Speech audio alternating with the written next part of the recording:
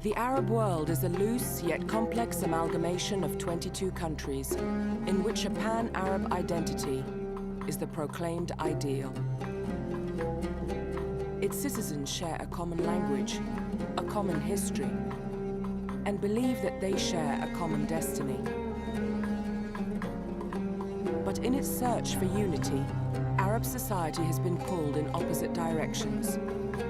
Past versus present, sacred versus secular, monarchy versus democracy. The end of the First World War left the Arabs feeling betrayed. Their dream of a new Arab kingdom had not materialized.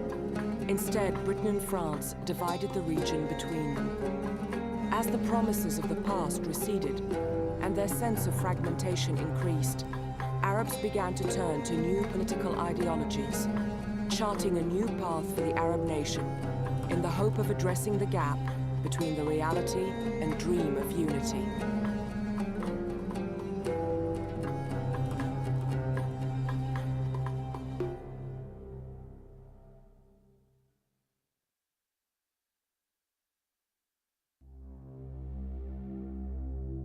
During the First World War, having witnessed the suffering of his people, Lebanese nationalist thinker Antoun Saadeh wondered what it was that drove Arabs from one adversity into another, constantly delivering them from a lesser evil and making them victim to a greater one.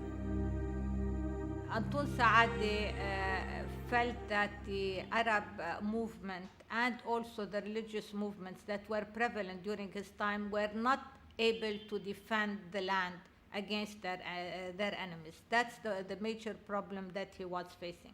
And he is going to explain that. The defeat of the Ottoman Empire and the abolition of the Islamic Caliphate by the newly secular Turkish state forced the Arabs to reconsider their personal and political identities. The 1920s and 30s saw the rise of a multitude of secular ideologies like communism and socialism, and it was at this time that the importance of the idea of a secular Arab nationalism began to emerge. Syrian intellectuals like Salah Bitar and Michel Aflaq and Lebanese Antoun Saadeh were at the forefront of competing movements, all trying to find answers to the questions of identity, loyalty, self-determination, and liberation. To deal with these difficulties, three major nationalist movements developed. The first, Pan-Arabism, dismissed existing sovereign states as artificial colonial creations. The second, known as local nationalism, insisted on preserving the independence and sovereignty of Arab countries. And in between these two, some nationalist thinkers were seeking only regional unity, such as Greater Syria or the North African Union, either permanently or as a step toward a larger Arab unity. In 1919, Egyptian politician Saad Zaghlul's famous cry, "Egypt for the Egyptians," in the face of British colonialism, started the ball rolling for regional nationalism. Zaghlul believed that Egypt and the Nile Valley, including the Sudan, were one entity.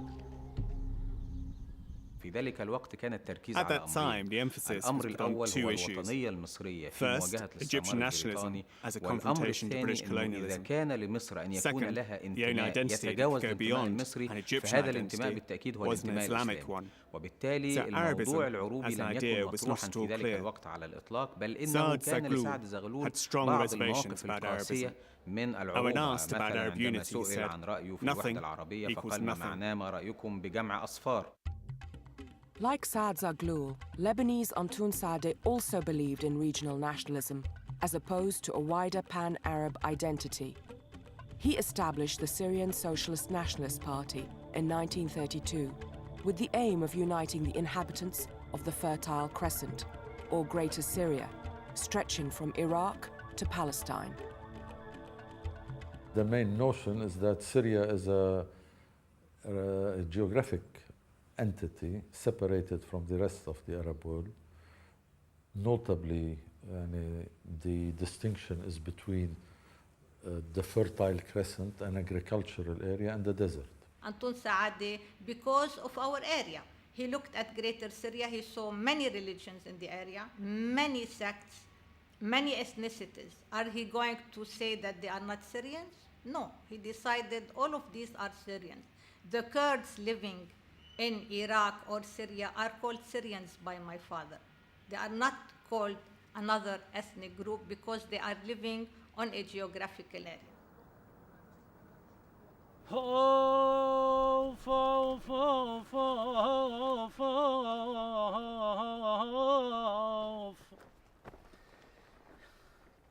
جبلنا جبلنا بنمنا التراب وجبلنا ومهما الدهر غضبات جبلنا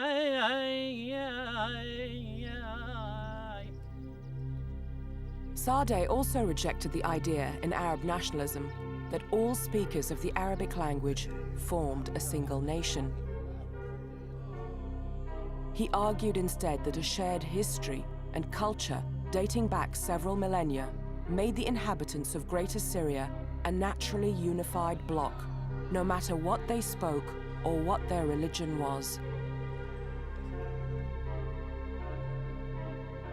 Anybody living on that area is going to be considered a citizen, regardless of what religion or what is his ethnic group, because when you live on the same area, you are going to have the same fate. If a catastrophe happens, everybody is going to be affected in that area. So your fate is connected to that area.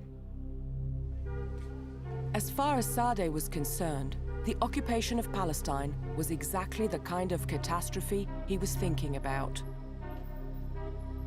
When the Zionists came and entered Palestine, he kept asking Syria, in the sense of Greater Syria, geographic Syria, to defend one of its part, because Palestine to him was the southern part of Syria. So he wanted Syria, the rest of the area, to defend Palestine. And he said, and he was correct in his analysis and vision, he said that the issue of Zionism is not only going to affect Palestine, but is going to affect every part of Greater Syria. And this turned out to be true as we see it nowadays. Saadi traveled around the Levant, promoting his ideas that the arbitrary partition of the Fertile Crescent did not make for successful countries, as their new borders reflected colonial jostling for strategic positions or oil.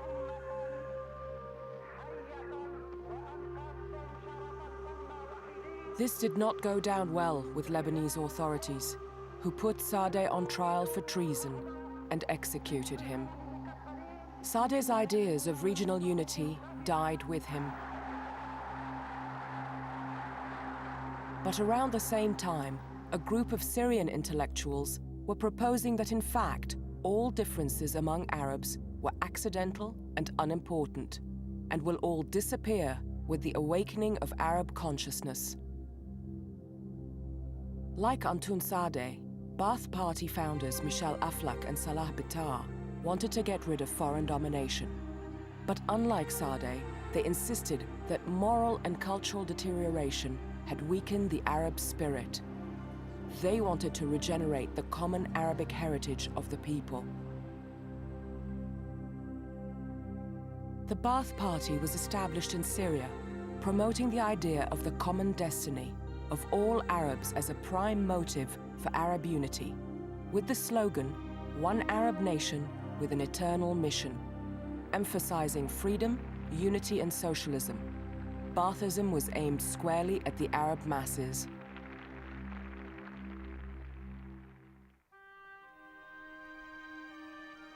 Jordanian Abu Abdallah, a farmer in Karak, is one of millions of Arabs who felt that the Ba'ath Party promoted and encouraged their interests.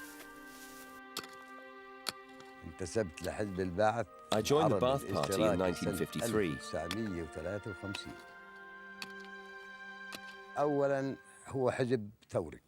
First, it is a revolutionary party.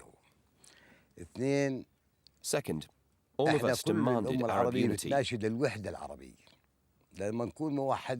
United, we are stronger.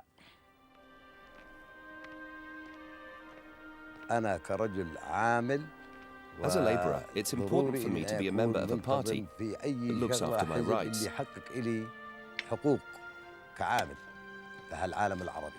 The very principles of the Ba'ath Party deal with the essence of our miserable condition.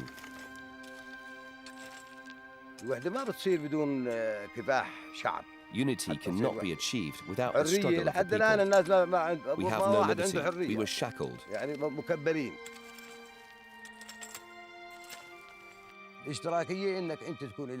Socialism provides the individual with basic needs. An organisation was necessary to take care of our rights and guide our path. Given that all of this was missing, the Ba'ath Party played this role.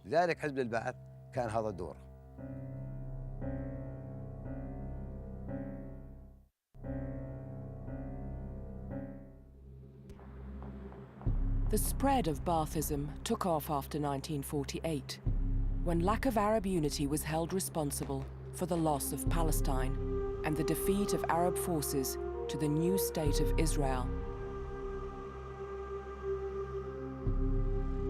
Claiming to speak for the entire Arab world, Ba'ath Party branches sprang up in Iraq, Jordan, and Lebanon in the 1950s. And the social reforms introduced by them had a profound impact on Arab society. Jordanian medical doctor Sahar Shammas believes that their secularist approach allowed women for the first time to be active members in society.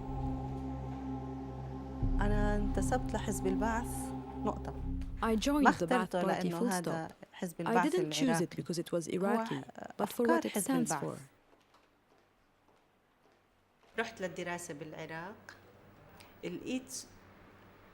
I went to study in Iraq and found many privileges guaranteed to the citizen. Free education up to university level for Iraqi and Arab students.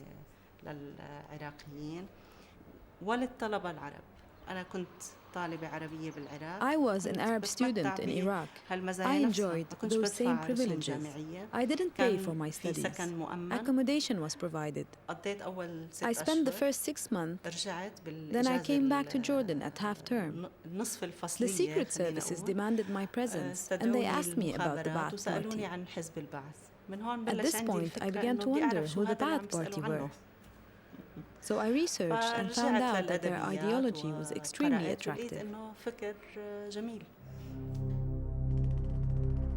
By 1957, Ba'athists controlled the Syrian government, but faced considerable competition from both Antoun Saadeh's Syrian Socialist Nationalist Party, which was fundamentally opposed to Arab nationalism, and the Communist Party, whose support for class struggle and internationalism was abhorrent to the Ba'ath. Determined to turn their dream of Arab unity into a reality, the Syrian Ba'athists began to look for suitable partners. The mood after 56 was one of great Arab solidarity and the sense of triumph. The permanent challenge of Israel was there. The existence of Abdel Nasser, who had regenerated the call for Arab unity, which to many Ba'athists would look as if he's repeating what they had already said since the 30s. Ba'athists visited President Nasser and proposed that Syria and Egypt should unite. Nasser agreed. The two countries were merged in 1958, with Cairo as the capital. The new United Arab Republic abolished Syrian and Egyptian citizenship, termed its inhabitants Arabs, and called the country Arab territory. It considered the Arab homeland to be the entire area between the Arabian Gulf and the Atlantic coast. All Arabs were invited to become nationals. Arabs were thrilled by the union. But celebrations would quickly prove to be premature. Problems occurred when we were asked to dissolve the Arab Socialist Ba'ath Party. We accepted solely for the sake of Arab unity and unity of Egypt. And so our leaders agreed to disband the party. By late 1959, however, Baathists were angered at being barred from power in a union that some Syrians felt more closely approached Egypt's occupation of Syria. آنذاك كما هو معروف كان في قوة شنيعة للمخابرات المصرية. The era was marked by the Egyptian Secret Service controlling the Union. من نظرة أمنية استخبارية، وهذا خلى في داخل الشعب السوري نوع من الامتعاض والمعارضة المسألة هاي. علاوة على ذلك البعثيين القدامى داخل الحزب اللي بقوا داخل سوريا منتقلوا الإدارة إلى مصر بدأوا يحسوا بعظم الخطأ اللي قاموا فيه فكفكة الحزب. لذلك بدأوا يعيدوا صفوف الحزب للداخل وخاصة من خلال الجيش إلى أن تم عملية الانفصال.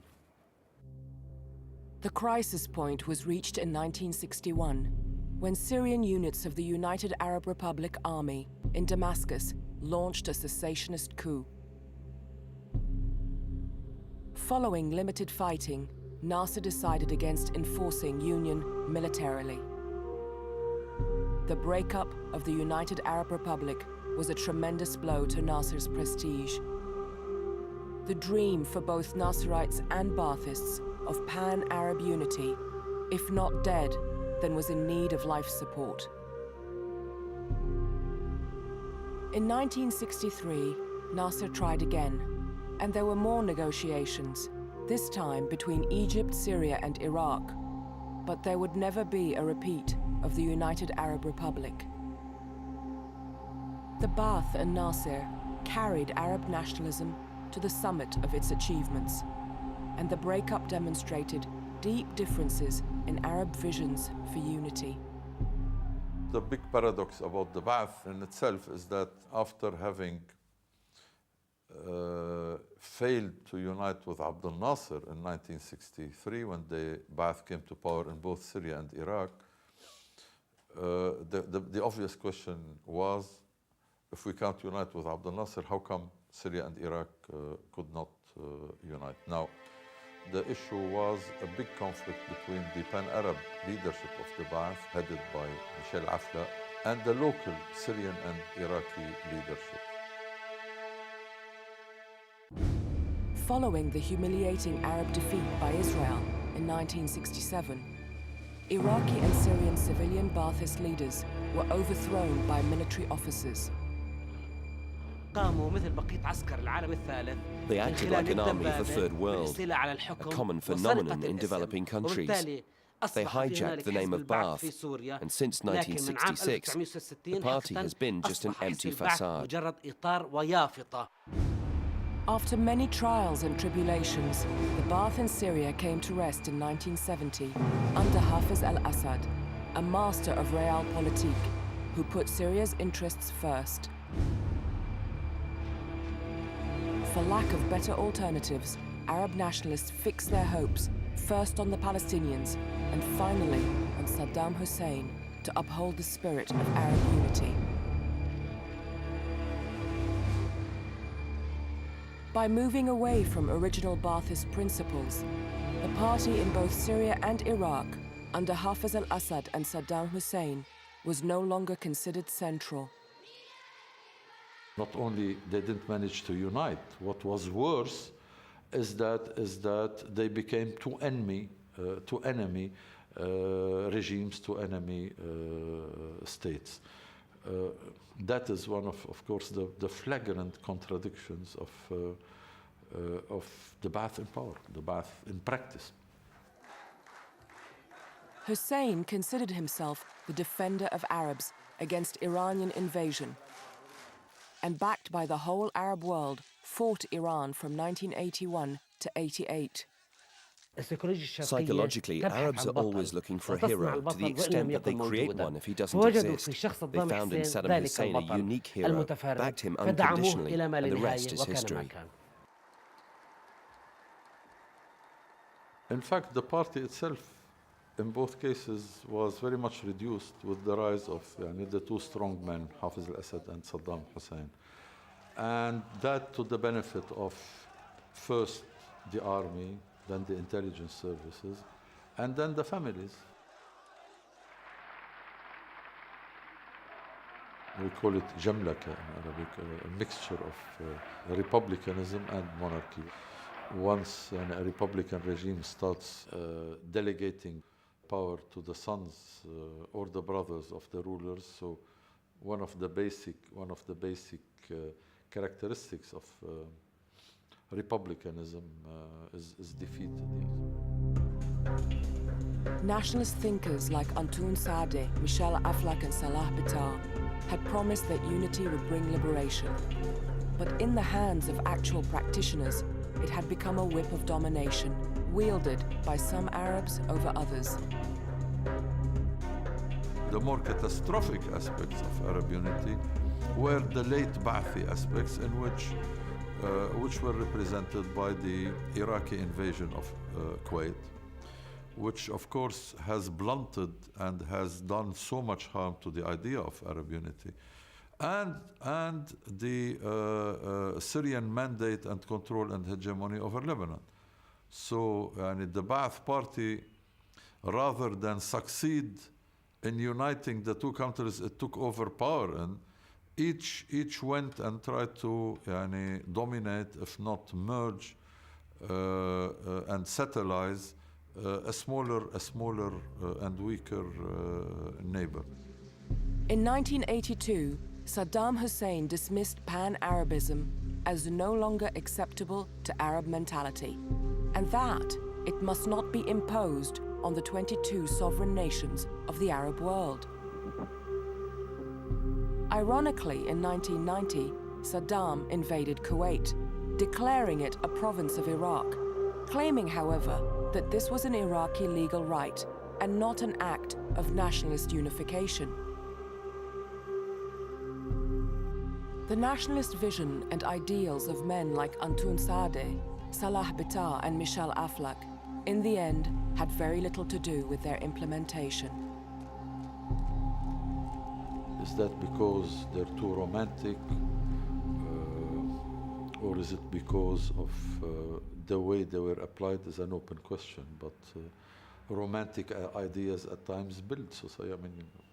Visionaries build societies. You need to be a visionary to change society.